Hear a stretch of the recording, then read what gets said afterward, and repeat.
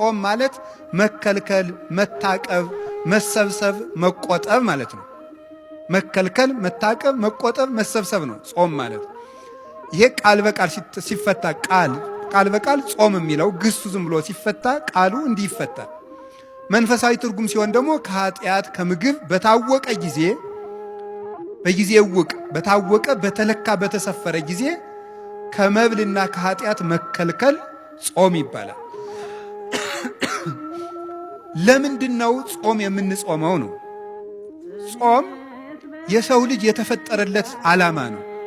ይገርማችኋል የእግዚአብሔር ቤተሰቦች፣ ሰው የተፈጠረው ለመብልን አይደለም፣ የተፈጠረው ለጾም ነው።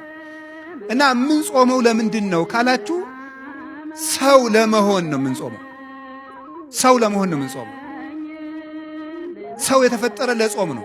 ኦሪት ዘፍጥረት ምዕራፍ 1 ቁጥር 26 ላይ እግዚአብሔርም በመጀመሪያ ሰማይና ምድርን ፈጠረ ይልና ምዕራፍ 1 ቁጥር 1 ላይ ምዕራፍ 1 ቁጥር 26 ላይ ምንድን ነው የሚለው?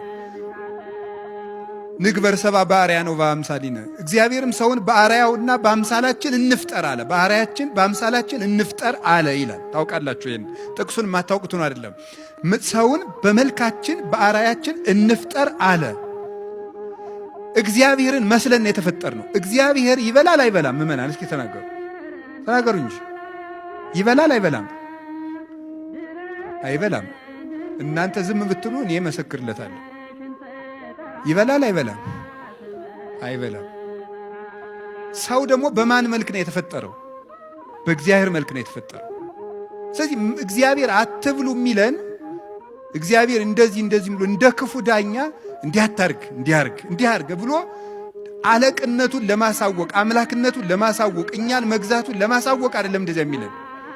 እንደዚያ የሚለን ሰው በእግዚአብሔር አምሳል ስለተፈጠረ እግዚአብሔር ደግሞ የማይበላ የማይጠጣ ዘላለማዊ ሕያው ከምግብ ውጭ የሆነ በዘላለማዊ ባህሪ የሚኖር ስለሆነ ያንን በሱታፊ አምላክ በጸጋ እሱ በባህሪው ሕያው የሆነበትን መልክ ለኛ ስለሰጠን እግዚአብሔር በክብሩ የማይበላ እንደሆነ የሰው ልጅ ሲጾም የእግዚአብሔርን ክብር ይሳተፋል እና